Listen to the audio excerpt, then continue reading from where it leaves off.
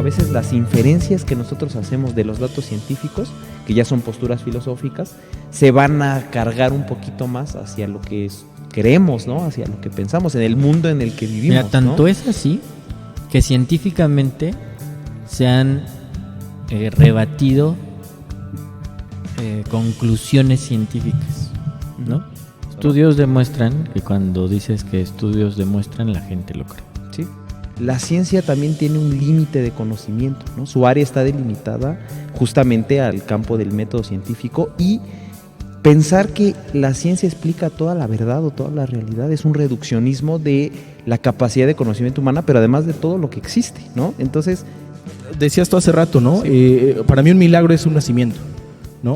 Otro ejemplo, para mí un milagro, por ejemplo, es ver que a través de la medicina alguien pueda recuperar la salud, porque no es que sea un producto meramente humano, no es lo que mencionabas hace ratito de que partes con algo ya creado.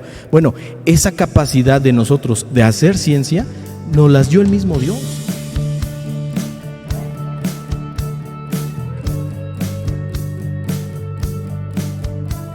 Explican la una con la otra, ¿no? Aún así no me atrevo yo a decir o a afirmar, a aseverar que las cosas son así. Sin embargo, son muy interesantes. Antes de pasar a ese punto, nada más quisiera comentar otro doctor interesante que también habla, en la que vemos también apertura en este modo de pensar por parte de la esfera religiosa, por así decirlo, ¿no? Uh-huh. Hay un documento, me gustaría que esto que tuviera un autor protestante, pero no es así, es un autor católico.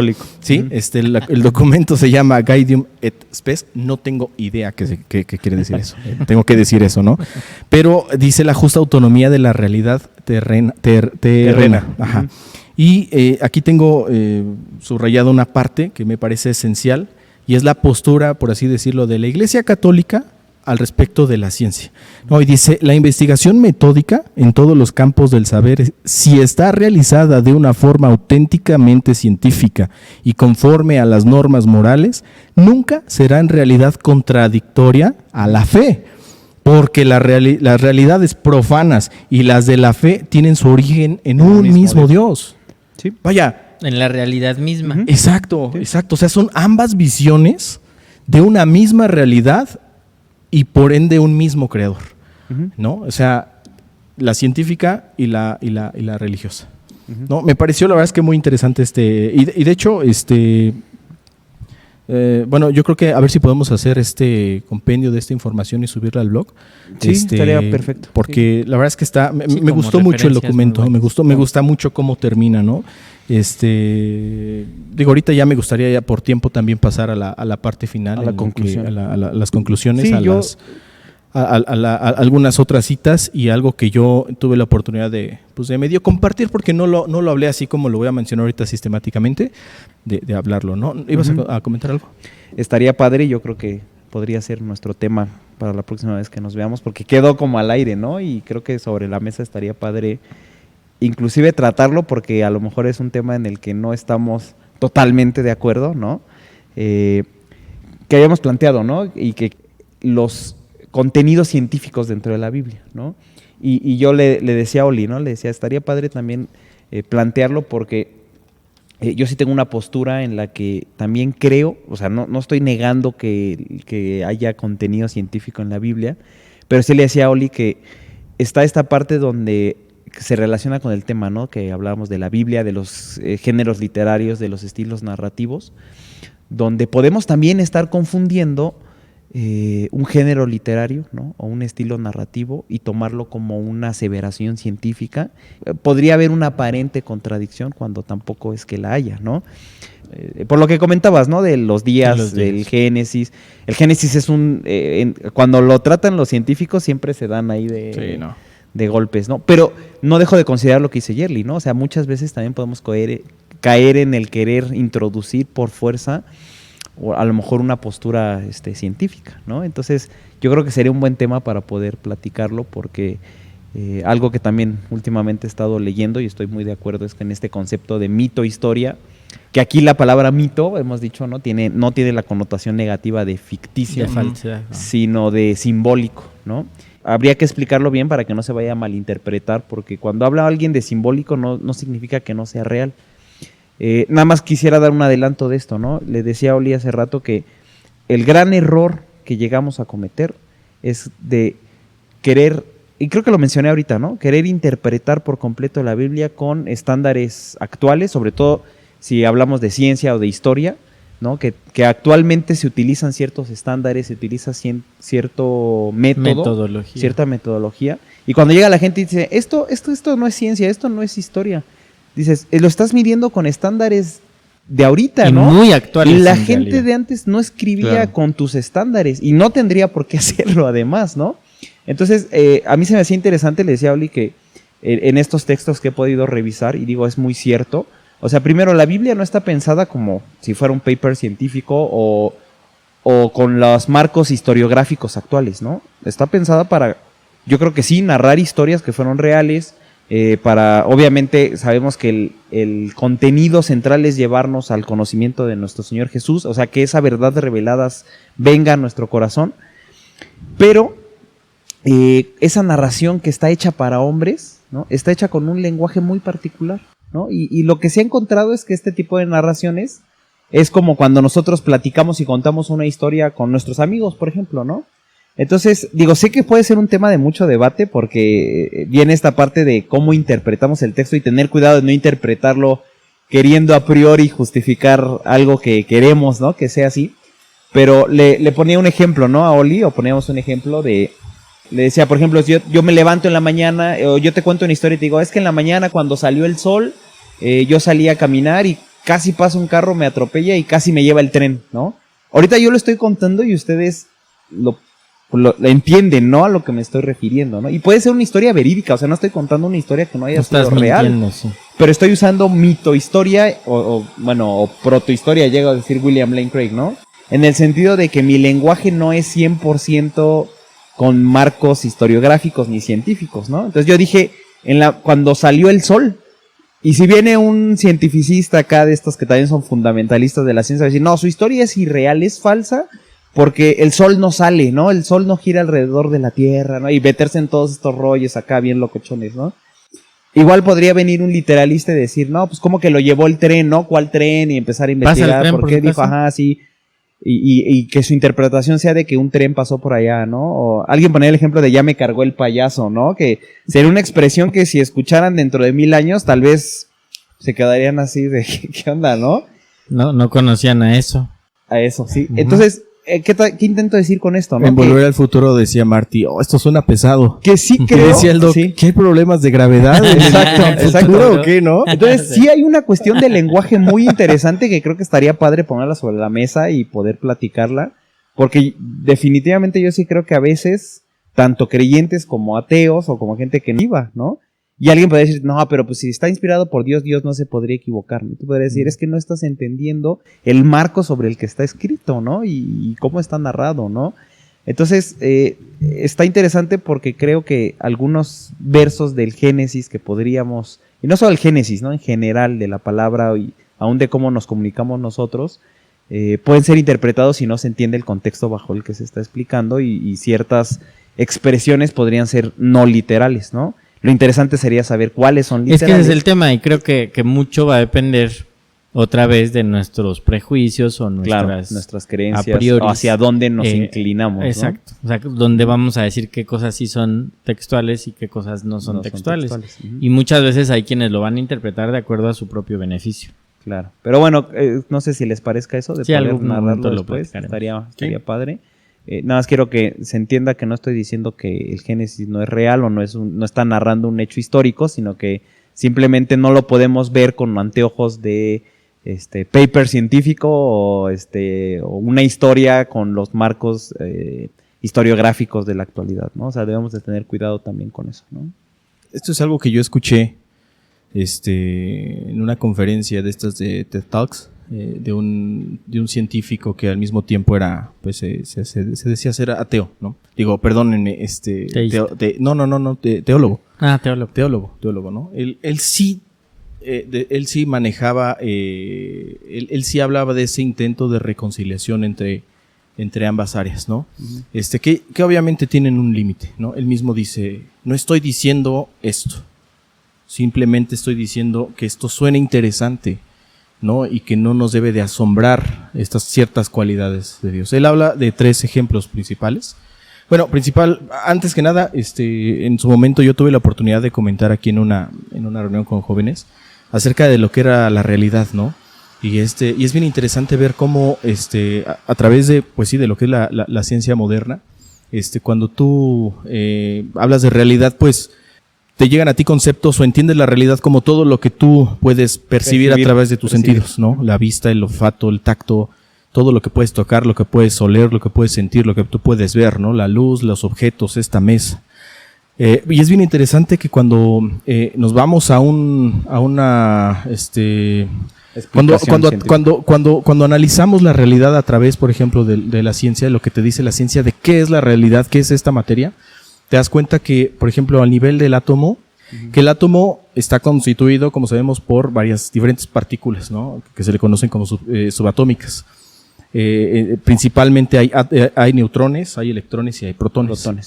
Lo interesante de esto no es que tenga esta concepción, sino que el 99.9% de la constitución del átomo es espacio vacío.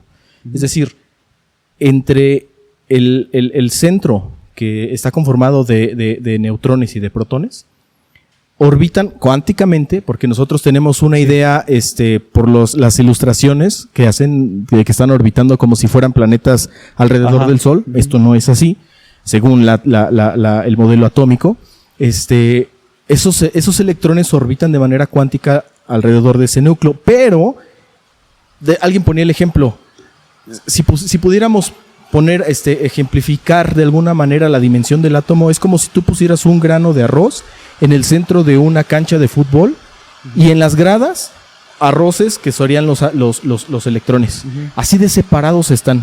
Entonces, hay 99.9% de espacio vacío en el átomo. Entonces, si tú te pones a pensar eso, nosotros estamos hechos de átomos.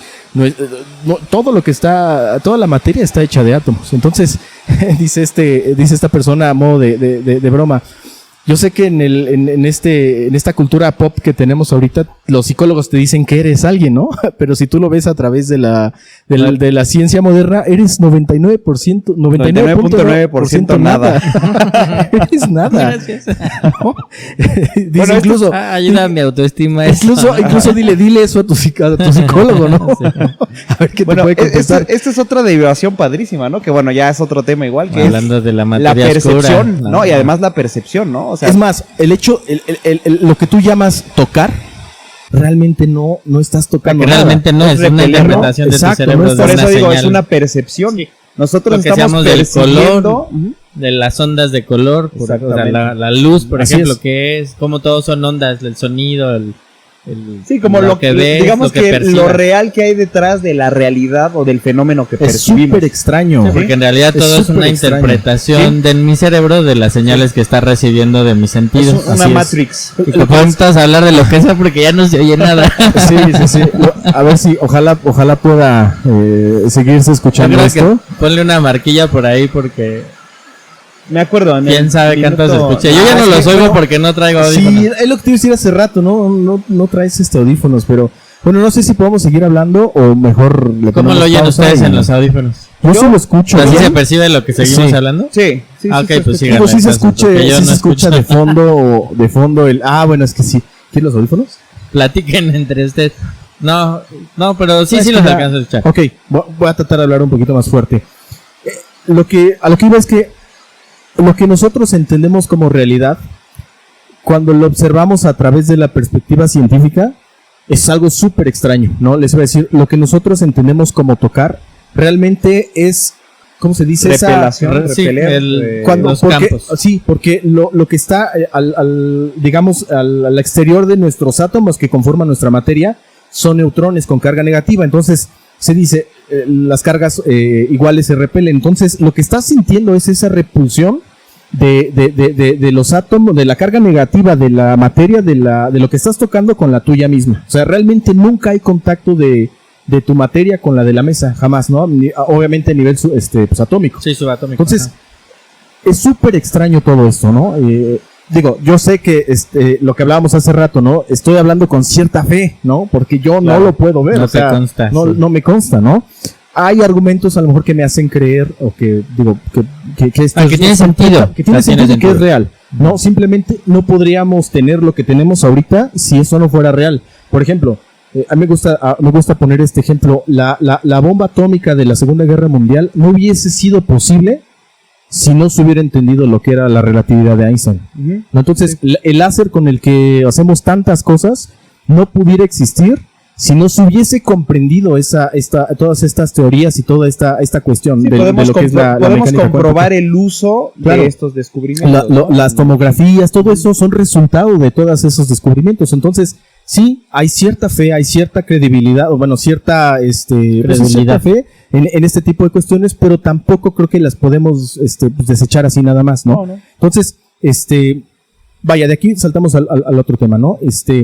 Hay tres temas que parecen muy interesantes. El primero es la probabilidad, ¿no? Hemos platicado tú y yo mucho en su momento, ¿no? De lo que es la probabilidad en niveles de mecánica cuántica, ¿no? Yo les invito a todos los que están escuchando que por ahí busquen pueden ver algún video en YouTube o lo que ustedes quieran acerca del famoso experimento de la doble rendija. Este experimento, la verdad es que es algo tremendo, ¿no? Cuando entiendes lo que está pasando. Porque habla de la probabilidad que hay de que una partícula de las cuales estamos hechos todos nosotros se comporte de una manera completamente extraña y que viole las mismas leyes de la ciencia, ¿no? de la física, ¿no? Por ejemplo, hay un breve periodo de tiempo en el que se ha comprobado que una partícula puede aparecer de la nada y desaparecer, ¿no? Que las partículas, se comportan de una manera súper extrañas. Este experimento habla de cómo cuando los electrones son lanzados sobre es una placa con dos rendijas, hacen un patrón de proyección en una pared, obviamente todo esto es conceptual, ¿no? De cierta manera, en la pared, entendiendo que pasan por una o por otra de las dos rendijas. Cuando no hay ninguna observación, es el punto. Los electrones se comportan de una manera completamente distinta.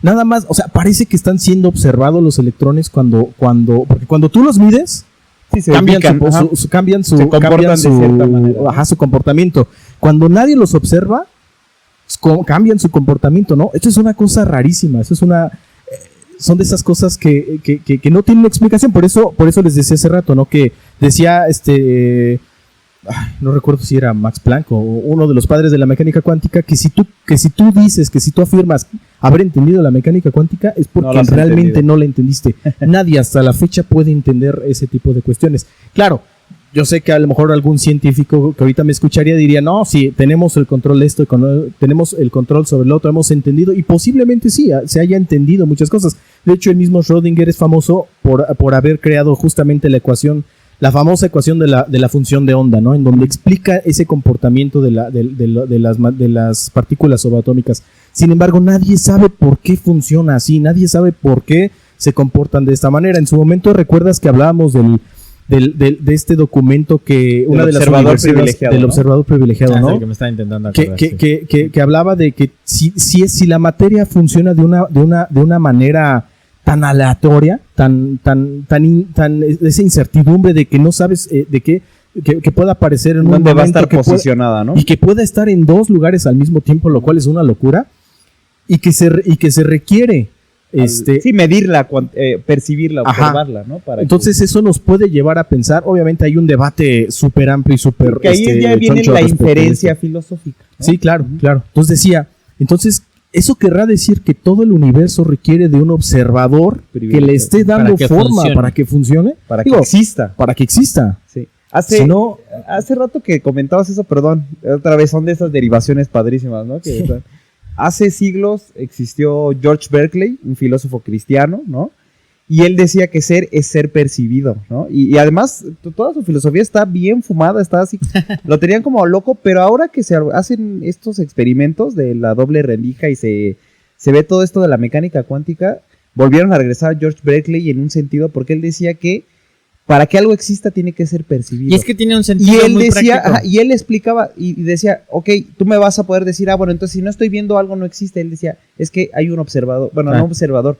A él planteaba a Dios como el que percibía, vamos a decirlo así, observaba todas las cosas y por eso las cosas existían, ¿no? El famoso ejemplo del árbol que cae, ¿no? Que creo que ya lo habíamos mencionado alguna vez. En general, realmente genera un sonido o genera como el antecesor al sonido, que si no es percibido entonces no es sonido. Y si no hay un ente o una mente que lo perciba, entonces no es un sonido, no existe, ¿no? Porque en realidad es otra vez la interpretación o haberlo captado. Y sí, es muy interesante porque efectivamente todo existe, lo que existe es en el sentido que nosotros lo entendemos así. Consciente. Por eso hace lógica eso, porque hay un observador privilegiado, ¿no? Ahora, ¿por qué es interesante esto de la probabilidad a nivel subatómico? Dios, una de las características de Dios es que sea omnipresente, que esté en todos lados al mismo tiempo, ¿no? Entonces, uno se pregunta o se puede preguntar, ¿cómo es esto posible? ¿No? La manera, fácil, y yo creo que no va a haber una explicación de ningún tipo para decir esto. Definitiva. Bueno, pues es que es Dios, ¿no? Pero Dios es espíritu. me encanta ver cómo a estas alturas la ciencia ha abierto ciertas ventanas, ciertos agujeros que nos dejan ver ese mundo irracional, por así decirlo, ese mundo sobrenatural, ¿no? En el que se vuelve loca la ciencia, ¿no? En la que el conocimiento, esa capacidad humana no tiene ya una explicación, ¿no?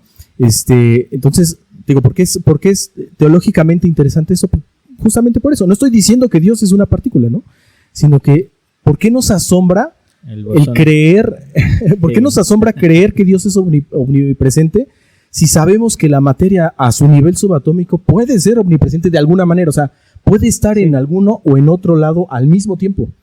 ¿Sale? Por eso hacía referencia yo de este experimento tan conocido de mecánica cuántica de la doble rendija, porque ha demostrado la superposición cuántica, ¿no? En que dos partículas están al mismo tiempo y que hay una probabilidad además, de que esté en una o en otra posición. Ese es el entrelazamiento, pero sí, también, y tiene mucho que ver. Ese es el tercer ejemplo. Ese es el tercer ejemplo. El segundo ejemplo es la teoría de la relatividad. La teoría de la relatividad de Einstein habla básicamente de dos cosas, de la velocidad y del tiempo. Se sabe que entre más, lo voy a decir así en palabras muy generales. Sí, muy sintetizado. Sí, porque la verdad es que es algo súper complejo, ¿no? Que no entiendo obviamente a nivel matemático, tiene una explicación matemática, pero no voy a hablar de matemáticas ahorita. El concepto básico de la teoría de la relatividad, no general, sino específica, porque hay dos teorías, tiene que ver con la velocidad y con el tiempo. Se supone que entre más rápido, entre más acelerada sea la materia, el tiempo se va a cortar, ¿no? Esto está completamente comprobado, ¿no? Porque, hay un experimento famoso en el que se diseñaron dos relojes atómicos, o sea, extremadamente precisos, ¿no? En el que el tiempo se puede fragmentar en no sé cuántos, subdivisiones décimas, milésimas y así, ¿sale? ¿Qué hicieron? Uno lo subieron a un avión, el cual viajó alrededor del mundo.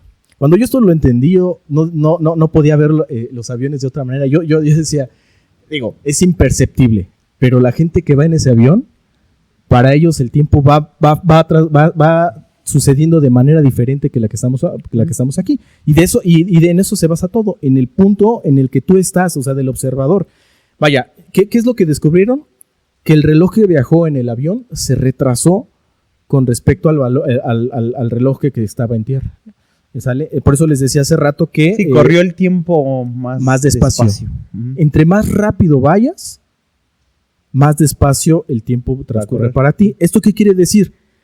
Que la luz viaja a una velocidad de 300,000 kilómetros sobre segundo.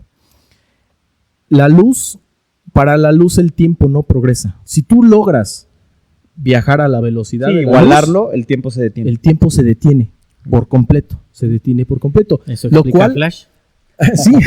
No. Esto hace técnicamente posible incluso los viajes en el tiempo. No va a ser posible porque necesitas una energía cantidad infinita para acelerar a la materia a esa velocidad. De ahí, de ese resultante, uno de los productos de esta teoría fue la misma bomba atómica, ¿no? Con la famosa ecuación de Einstein de igual a mc al cuadrado, que no es más que energía es igual a masa por aceleración al cuadrado. No lo voy a explicar ahorita porque ni siquiera lo podría explicar, ¿no? Honestamente. Pero la teoría habla de eso, que entre más rápido tú vayas, el tiempo es más corto para ti. Hay una paradoja muy interesante de los gemelos, ¿no? En el que uno viaja por el espacio y que regresa, y de hecho está interesante porque no quiero, ¿sí? Interestelar, y también voy a decirlo así para los que no hayan visto, Lightyear. Sí, pasa eso, que metían cosas pasa así. eso, está bueno. Y es real, eso esto lo voy es a real. cortar.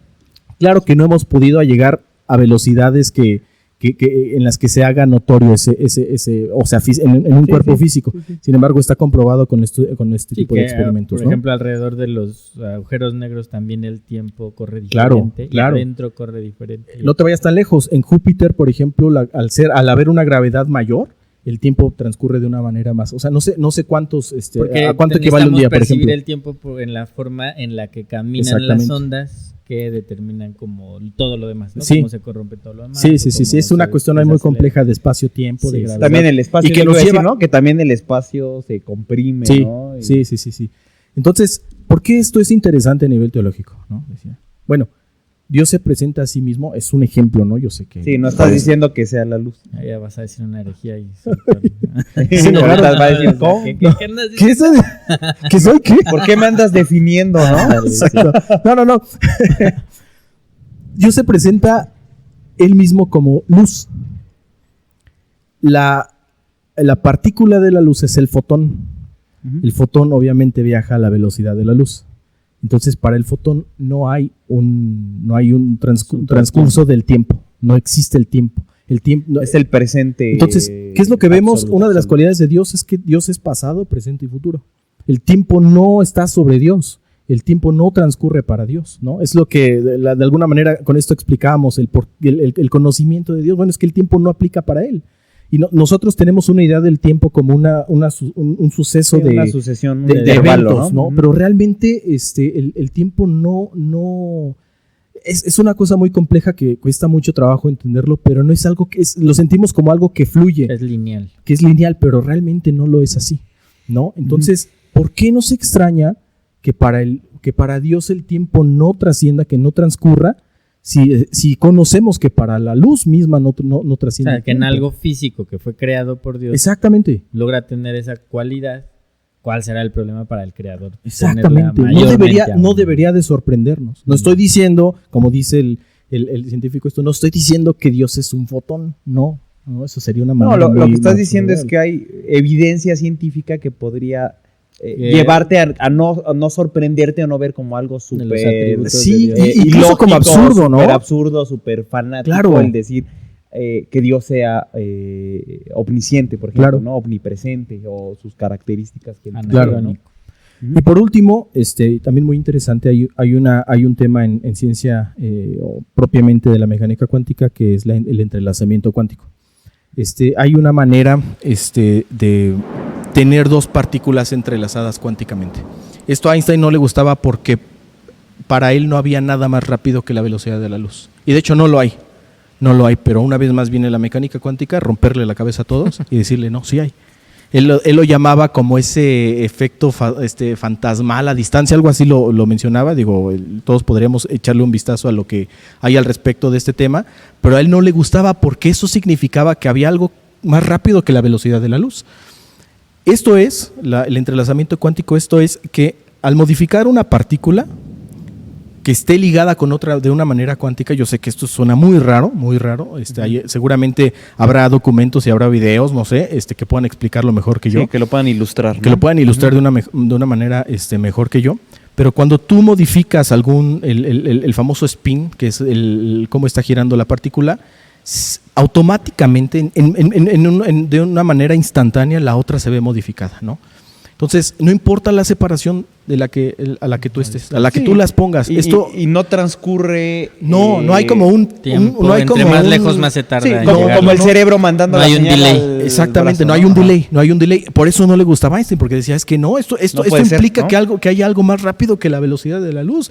Él lo decía así, es como algo fantasmal, es algo que está fuera, sí, ¿no? porque de algún modo estaría como ocupando dos lugares a la vez o comunicando sin ese trayecto, ¿no? Hasta Sin donde ese entiendo es lo discurrir, que, como ejemplo ¿no? tal vez gráfico, hasta donde entiendo, tal vez estoy equivocado.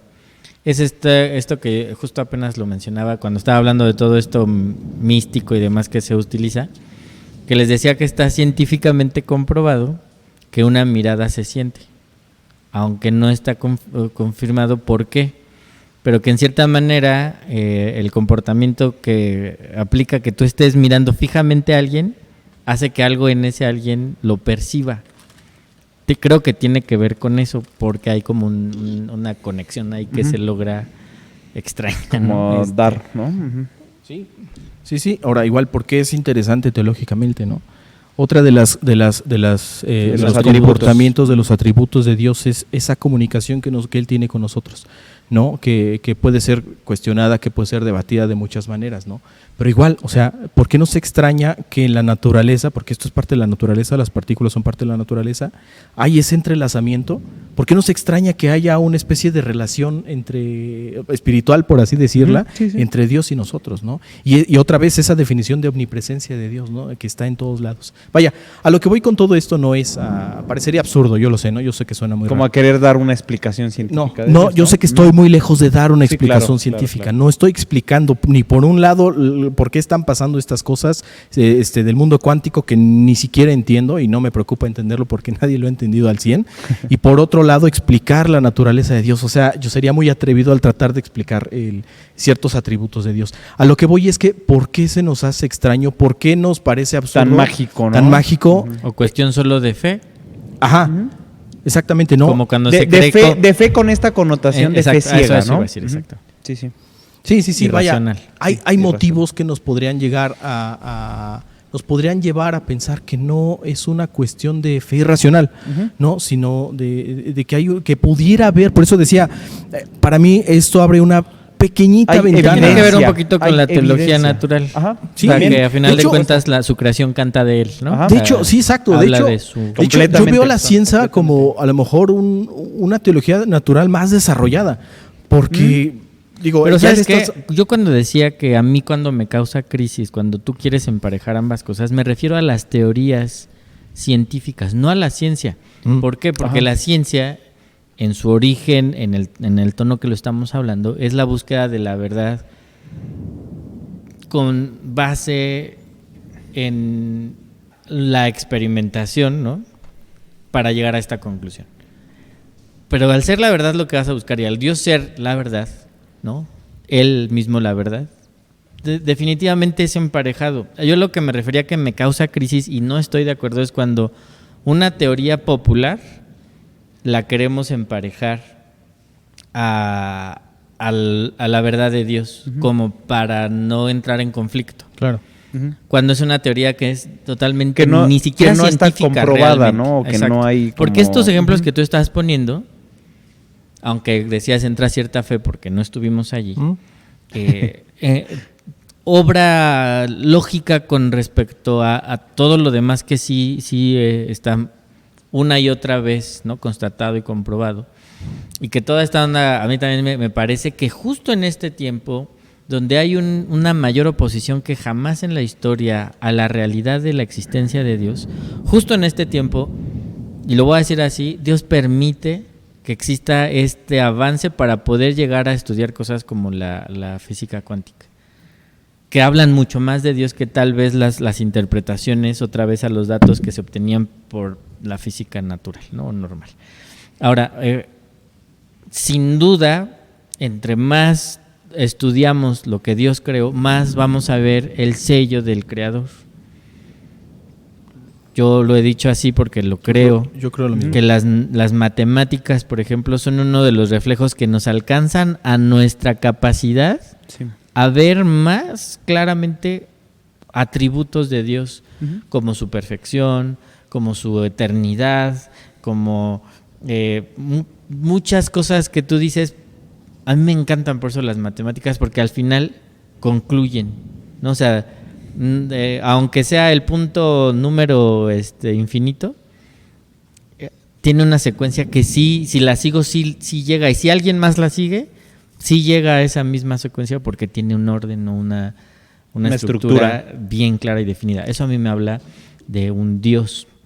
Que ya de por sí alguna vez mencionábamos que las matemáticas tiran muchas de las teorías precisamente por lo eternas o lo infinitas que son, ¿no? Que ya eso entra en crisis con muchos conceptos que buscan cuadrar de otra manera la existencia, ¿no? Pero bueno, a lo que yo iba, que lo que a mí me causa nada más como aclaración, crisis, por eso no tienes que hacerte por aludido, creo, a menos que sí lo estés intentando también, es ciertas teorías que no tienen sentido realmente a la luz de la verdad revelada de Dios, quererlas como empatar para decir, no somos retrógradas, no, sí somos de mente abierta, también creemos eso. Eso es la que yo digo, no es verdad, ahí no entra. Pero y yo soy de esos que se fascinan cuando veo un nuevo descubrimiento y que tal vez el que lo está haciendo el paper lo está publicando, no es su intención promover ninguna de las dos posturas, pero tú lo ves y dices, definitivamente, por supuesto que sí, es Dios. Por lo que yo les decía de lo de la oveja Dolly, ¿no? A mí se me hace padrísimo decir, wow, cómo Dios diseñó eso, que juntando estos átomos y estas cosas y acá y allá se da eso. El problema es la conclusión a la que ellos llegan o quieren llegar. Claro. O algunos de ellos, porque tampoco podemos generalizar, o que el que levantó la voz dijo esto. Al contrario, a mí me sigue hablando de la perfección de Dios, cómo creó esa parte, ¿no? Entonces, nada más como aclaración, a mí lo que me causa crisis, y no creo que esté bien, es querer empatar teorías. Lo decíamos en el tema de filosofía y cristianismo, ¿no? Es muy parecido, ¿no? Sí. El querer empatar la teoría de moda o la filosofía de moda necesariamente con lo que creemos y que casualmente hagamos la redefinición en ese tiempo y en ese momento, ¿no? Curiosamente. Bueno, pues yo no sé, yo quiero terminar con una analogía que me gusta mucho. Hay bastantes. Las mencionaron, de hecho hace rato mencionamos algunas, ¿no? Y yo les dije, yo tengo una que es con la que quiero cerrar. Y sí, ya con esto yo termino. Si nosotros, aplicando la ciencia, aplicando los conocimientos y demás ramas del conocimiento humano, por medio de eso podemos entender cómo es que funciona un automóvil, por ejemplo. Un automóvil normalmente es impulsado por un motor en el cual hay cilindros que suben y bajan y hacen compresión de combustible, hay una explosión, bajan, mueven un cigüeñal. Sí, todo un mecanismo, ¿no? A su mismo tiempo hay una bomba de combustible que está llevando el combustible a la cámara, que se está mezclando con aire y hacen una mezcla explosiva, que al momento de que el pistón sube, comprime, aumenta la presión y la temperatura y solamente basta una chispa de una bujía para aventar la explosión y el pistón hacia abajo, mover el cigüeñal y después mover los engranes de la transmisión para, según la velocidad que tú estás poniendo, transmiten esa energía a las ruedas y el carro se mueve. Pero eso no explica hacia dónde va el carro.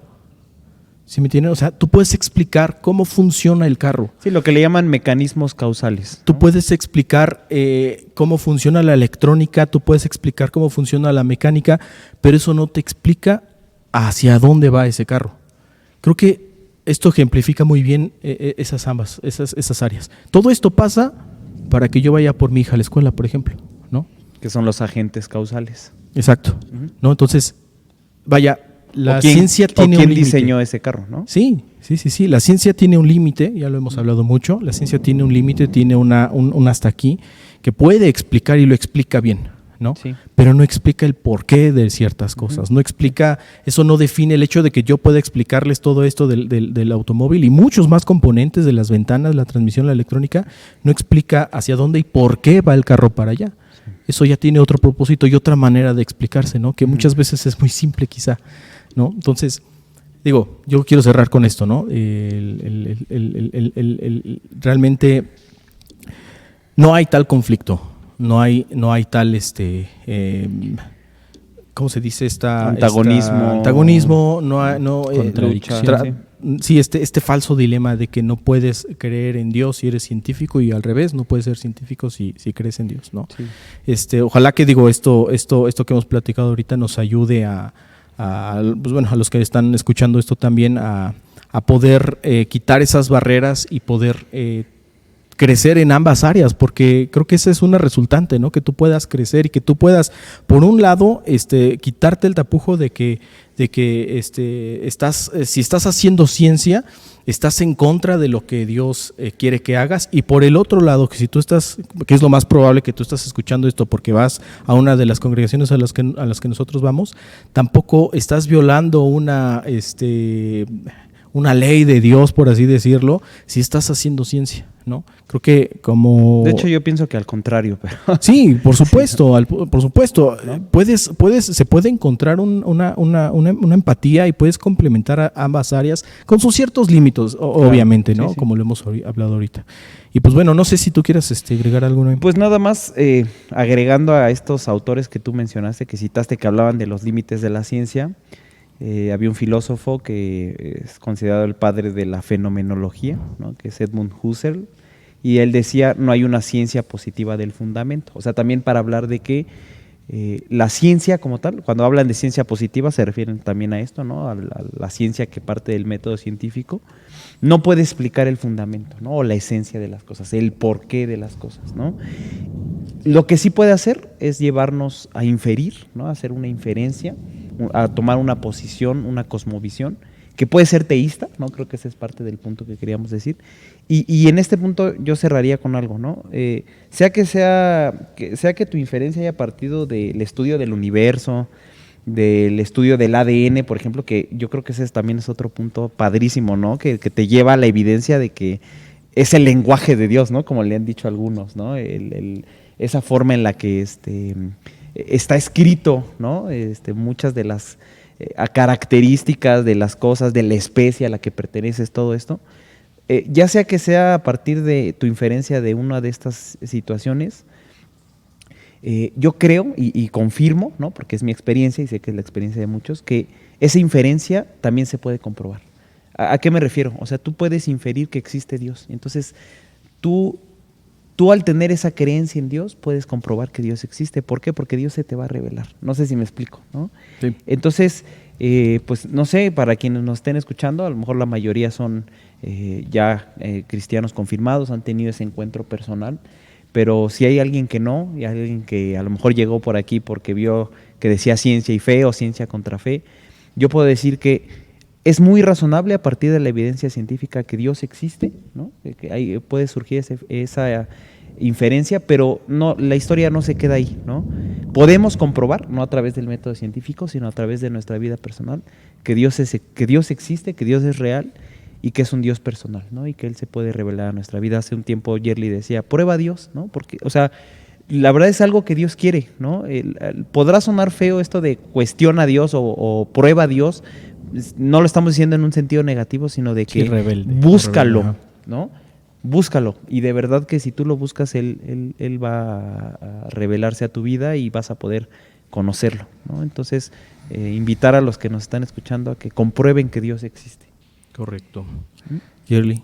Dijo Pablo a los filipenses: porque Dios me es testigo de cómo los amo a todos ustedes con el entrañable amor de Jesucristo. Y usted ya ni hizo que tiene que ver con lo que estamos leyendo, hablando. Dice, y esto pido en oración, hablando la razón, los amo y porque los amo, esto pido en oración, que su amor abunde aún más y más en ciencia y en todo conocimiento. Y fíjense la razón por la cual necesitaban abundar en ciencia y en todo conocimiento. Dice, para que aprueben lo mejor, a fin de que sean sinceros e irreprensibles para el día de Cristo, llenos de frutos de justicia, que son por medio de Jesucristo, para gloria y alabanza de Dios. Y no es casualidad que el apóstol Pablo usara la expresión en ciencia y todo conocimiento, porque al final de cuentas está hablando de esta búsqueda sincera de la verdad. Por eso dice, así van a llegar sin temas delante del Señor, así sin dudas. Sí. Fíjense que no dice que entre más ciencias y conocimiento tengamos, más vamos a llegar con Dios, a ver, ¿y por qué esto y lo otro? Sino al contrario. No, va a reafirmar, ¿no? Exacto, entre ustedes, porque esto es con base en el amor. Sí, y no dice aléjate de la ciencia. Exacto, que diría, no, te va a hacer dudar. No, no. O sea, métete más, porque esto va a hacer que apruebes lo que es mejor. No te vas a dejar ir por falacias, por falsos consideraciones. Falsas filosofías Que buscan negar o exaltar cosas que no son verdad. Y también sabemos, si se ha usado bien y mal esta expresión, pero Dios dice, es que mi pueblo es llevado cautivo por falta de conocimiento. ¿Qué quiere decir esto? Que te venden las perlas mágicas y te las compres, porque... La arena del río, ¿cómo se llaman estos que venden? El agua del río Jordán. Del Jordán, sí, ¿no? Y las astillas de la cruz de Cristo, ¿no? Claro. ¿Por qué? Porque otra vez, por eso se me hacía muy interesante esa expresión de la razón suficiente. Hay gente que con poquito le es suficiente, y no en el buen sentido, sino hasta en la flojera de decir, ya me lo vendí. Nada más leen el título de las pseudopublicaciones, ¿no? Las pseudociencias. Sí.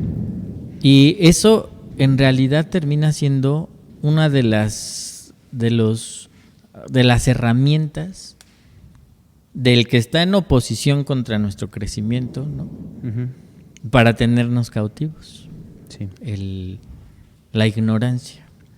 Y mucho, y lo hemos dicho, tú hablabas un momento de las luces y las sombras de la Iglesia Católica, y yo podría decir de también la protestante, evangélica, de mantener a la gente ignorante para que yo le pueda vender lo que sea, que es lo que les va a hacer ganar el cielo, por ejemplo, las famosas indulgencias.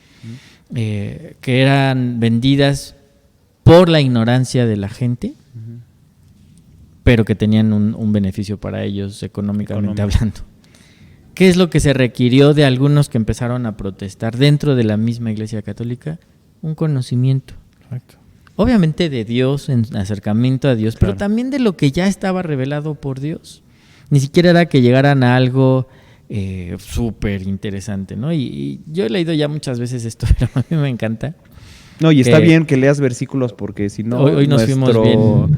Nuestro episodio iba a quedar, ¿cómo se dice? Sin fundamento bíblico. No le iban a dar, no iba a estar acreditado por no tener fundamentación bíblica. Pero segunda de Pedro, lo leímos creo hace no mucho también hablando de esto. Le decías tú la cadena de la fe, la escalera, ¿no? De la fe, ¿no? La escalera virtuosa también se le llama. Sí. Que a mí me parece importante porque, insisto, no fue un solo pasaje, hay muchos y estos son solamente una pequeña lección. Pero dice que es muy importante que nosotros reconocemos lo que hemos recibido de Dios, que son dones divinos.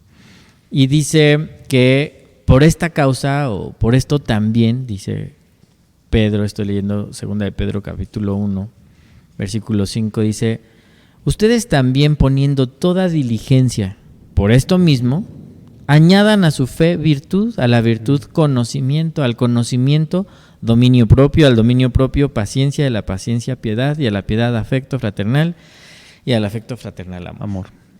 Dice, porque si estas cosas están en ustedes y abundan, no los dejarán estar ociosos ni sin fruto en cuanto al conocimiento de nuestro Señor Jesucristo. Entonces la invitación es esta, y si consideramos la ciencia bajo ese concepto de una sincera búsqueda de la verdad a través de lo que existe, y la investigación, el estudio de lo que existe, nos van a llevar a Dios definitivamente. Sí. Y la invitación nuevamente es esta: tengamos corazones sinceros, estemos abiertos y perceptivos a la cuestión. Yo sé que todos tenemos prejuicios, es prácticamente imposible estar sin prejuicios, pero en la medida de lo que Dios nos va permitiendo conocer y descubrir como humanidad, veamos la mano de Dios. Estemos dispuestos a reconocer que tiene que ver la mano de Dios. Claro. Y no solamente pues la casualidad o la gran inteligencia de algunos. Yo les puedo decir a nivel personal, y tal vez es por un prejuicio, una preconcepción, que no quiero decir que esté mal. Todas estas cosas me hacen exaltar al Señor, me hacen enamorarme más de la perfección de Dios. Decir, de verdad estás atendiendo las galaxias y al mismo tiempo estás siendo el espectador de las partículas subatómicas cuánticas, ¿no? O sea, a mí me sorprende que además con la mano en la cintura, como quien diría, ¿no? Como sin esto estar generando emanando una energía impresionante porque apenas si lo puede controlar. Y ese es mi Dios, el que además me conoce por nombre, hablando de este ejemplo que ponías de las que están ligadas, ¿no? Me conoce a mí por nombre y al mismo tiempo está al pendiente de Oliker, al mismo de Noé o de nuestros hermanos que están el otro lado del mundo, ¿no? Y para él esto es real, ¿no? Y para nosotros puede ser muy real. Por eso les decía, no nos espantemos cuando dijimos, mira, esto es un milagro, y alguien dice, te lo demuestro científicamente. No deja de ser un milagro, no deja de ser la buena voluntad de Dios. Tú escribías por ahí, ¿no? Que es precioso que Dios mueva cosas que no tenía por qué mover, pero las movió porque me ama. Sí, con un propósito. ¿No es eso un detalle de amor, de un milagro maravilloso? Porque tal vez sí es medible, pero ¿cómo es que sucedió en ese momento? ¿Cuántas cosas sucedieron para que yo estuviera ahí? Que eso, por ejemplo, tu analogía cosas del carro, ¿no? Uh-huh. Así es, que te puede describir científicamente eso que pasó, pero ¿quién lo diseñó? ¿Con qué propósito? Y al final, ¿qué terminó dando el resultado? Eso es mucho más allá, ¿no? Es parte de lo metafísico, ¿no? De lo más allá de lo que es medible. Y bueno, nuestra confianza es que Dios es la verdad y al buscar la verdad lo vamos a encontrar. Uh-huh. Con eso concluiría. Pues bien, pues como siempre, sin excepción, es un gusto, la verdad, estar con ustedes. Es un gusto, es todo un privilegio estar aquí, para poder platicar de todas estas cosas. Ojalá que pudieran ver con asombro estas cosas, al igual que nosotros, que pudieran asombrarse de la misma manera y que pues les pueda servir, ¿no? No para, y si es así, a lo mejor circunstancialmente poner más dudas, está bien, ¿no? Traten de resolverlas de la manera más honesta que se puedan y, como decíamos hace rato, véanlo como un reto, ¿no? Para encontrar esa verdad, ¿no? Y pues bueno, muchas gracias, Noé, muchas gracias, Yerle, por este tiempo. La verdad que siempre es súper, trae mucha bendición, me trae mucho fruto para mí. De verdad que siempre que yo sé en lo personal que vamos a tener este tipo de sesiones, pues siempre es un gusto y igualmente. Así es. El esperar el día, ¿no? Muy bien, amor. Porque siempre uno se lleva más de lo que trae. Entonces, pues bueno, muchas gracias a todos los que también pues han estado escuchando esto. Esperamos, de la manera más honesta, lo decimos, que esto les sirva, que esto les ayude, que esto les beneficie, ¿no? Porque esa es la única razón y el único propósito por la cual estamos aquí, incluso a estas horas. no están para saberlo, pero ya es algo tarde, ¿no? Estamos a punto de cambiar de día. Pero estamos haciéndolos convencidos de que puede ser benéfico para todo el que quiera, ¿no? Escuchar esto, y no porque venga de nosotros, ¿no? Sino porque tratamos y creo que estamos hablando de verdades. ¿Sale? Entonces, pues bueno, nos despedimos. Pues muchas gracias a todos por estar con nosotros. Y bueno, nos vamos no sin antes recordar que no existe tal cosa como tu verdad o mi verdad, existe la verdad y tu opinión. Pues nos vemos. Hasta luego, gracias.